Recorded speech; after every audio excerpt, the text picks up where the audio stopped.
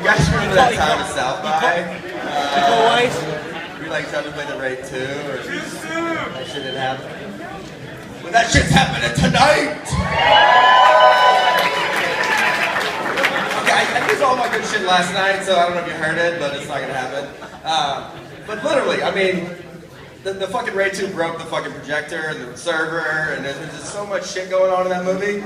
It was just like, it couldn't hold itself. So we got a backup projector, a backup deck. We got 3 different prints sent in from 3 different countries. We're just gonna show them all at the same time, so it's gonna be amazing. We've done this already, right? Thank you to Sony's Pictures Classics, Michael Barker, everybody.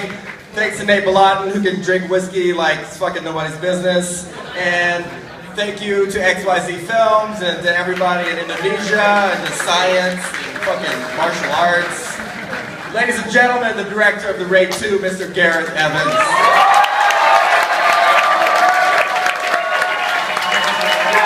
Hello.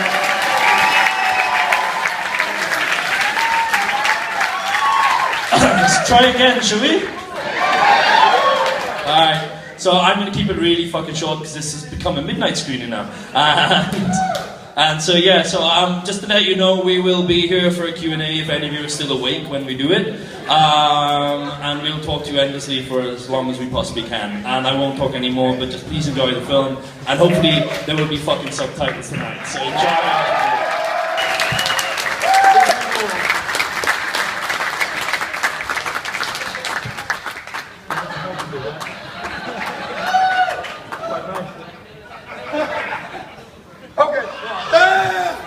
Alright, so, was the goal to top every scene in the first film, or was it, let's just expand and try new shit?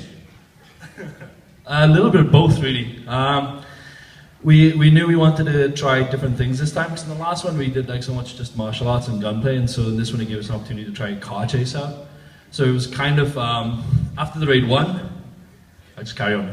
Yep. You send a text? Yep, okay. I'm gonna tweet. Okay. So after the first one, like we kind of had a few offers to do something outside of Indonesia, but I was a bit hesitant because I thought maybe we just fluked out on the first one. And so I wanted to try and learn other things and try car chases and try other elements of action that I hadn't tried before. And so this was the perfect opportunity to try and do that, so yeah. Yeah, you might, I didn't think you really pulled the car chase off. You might want to try that a little. Try it again in the next film. Let's just go right to the audience. I mean, people who know me know that I am just about the biggest Raid fan, tied with most of you. But I am just about the biggest Raid fan you will ever find. And I don't call a film better or worse, but this is so, it fits perfectly, man. It is, it has the morality of the first one, and what I like is that the comic book violence is insane.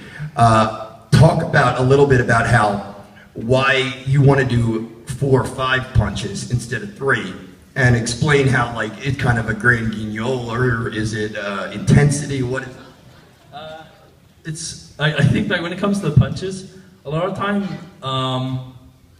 sometimes it's dictated by like the psychology of the scene. So that's like when it came to the Raid 1, there was like a kill or be killed situation, right?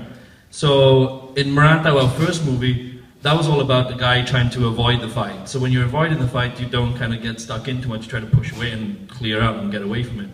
But in the Raid 1, obviously it was kill or be killed, and here it's kind of the similar scenario. And so whenever Eco or anyone faces off against someone, whoever they're fighting, they gotta make sure that they're not gonna get back up and be another opponent. So I figured 3 punches might do some, but 5 tends to do maximum amount of damage. He's trying to put his enemies out of commission, is what he's doing. Basically, yeah. And about the comic book elements of it, like what we wanted to do in this one was we were expanding the universe a lot more. And I wanted to try to kind of put characters in there that kind of stretch the boundaries of the reality of the world that we're working in. So to a degree, Hammer Girl and Baseball Batman are kind of from a comic book world. But Joe, the way he's designed, with the gloves and sunglasses, is kind of a comic book thing. But still, very iconic. Yeah, we were trying to go for that kind of like pop icon type of look for each of these characters and make them stand out. But in terms of the action beats, we tried to make it still feel like, you know, this shit could happen. Maybe not baseball, but still, like everything else could still happen. And that's where we tried to like play around, have a little bit of fun, and skirt the line of reality versus, you know, comic book. What works in this one, I think, is that as much as it is just pure action, you still have you bring back characters from the first film, and you do a really good job of, if they're not characters, they're really fun caricatures. You know, how important is it that you get these characters to a certain point of, this is ultimate henchman, this is evil, this, you know, this is the ultimate bad guy, that kind of thing. For us, like, I mean, to distinguish the idea of, like, you know, baseball, Hammer Girl, and then obviously the assassin played by Chechep, who's actually in the audience again tonight.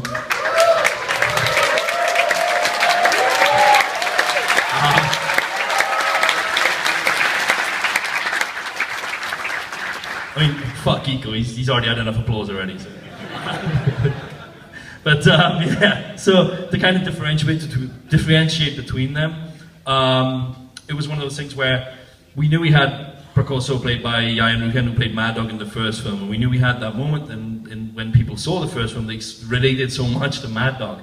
Everyone kind of took him to their heart, weirdly. But then what I wanted to do is to kind of have this moment where it was kind of like passing the baton. So having the assassin played by Chechep come in and kill Yayan's character, that was a way of kind of like saying, okay, no, this is your Mad Dog, this is the next one. That up that you would make that character somehow sympathetic in the sequel is fucking crazy to me. Well, that's Yayan's work, because like the thing with that was we were worried about, like, okay, well, I mean, he's Yayan, he looks exactly the way he does. You know, doesn't matter how much we put on him, doesn't matter how much we change him, everyone's going to know, oh, that's the guy who played Mad Dog. But he just transformed himself and his personality, like he toned down a lot of his sort of, you know, his gestures and his expressions and kind of shrunk in. Could have been his brother, yeah. The less experienced brother. Yeah. But he brought in all of his, made everything kind of more internal and held on, and kind of, you know, wasn't able to be as sort of like wise ass, as badass as he was as Mad Dog. And it's only when he explodes into the violence, and that's where you kind of see shades of Mad Dog then again. Talk a little bit about your Godfather 2 sequence. I mean, all the assassin? You have the montage of the three big henchmen, and I mean, that's film analysis 101, right? Yeah. That's your Godfather sequence. What was, and when you released the Hammer Girl sequence, that was all in one string. So now I see it, it's all cut together, and it is an absolute highlight of the film, a highlight. It is absolutely beautiful. Thank you. It really is. And what is it? Homage? Is it? Well, it's just a lot of action films edit this way. Yeah. Or is it a straight homage? To be honest, with that one, it was the need to start establishing all of those bad guys. It was a need to kind of find, like, what can I do to establish each of these guys as, like you said, that ranking of bad guy. And so, yeah, it was kind of like, I wanted to find thematic links. So the reason why the assassin kills the guy in the sugarcane fields is because it's the same location where Rama's brother gets killed. So it's to find a kind of like some kind of subconscious personal link between the two. And then for Hammer Girl, yeah, we released it, I think we screened it in a few festivals last year, uncut, just like one straight sequence of Hammer Girl. But that was always meant to be split into sections. I mean, it's a great footage period, but yeah. In a final film, I think it works much better as the montage. Thank you. It's very exciting, the whole sequence.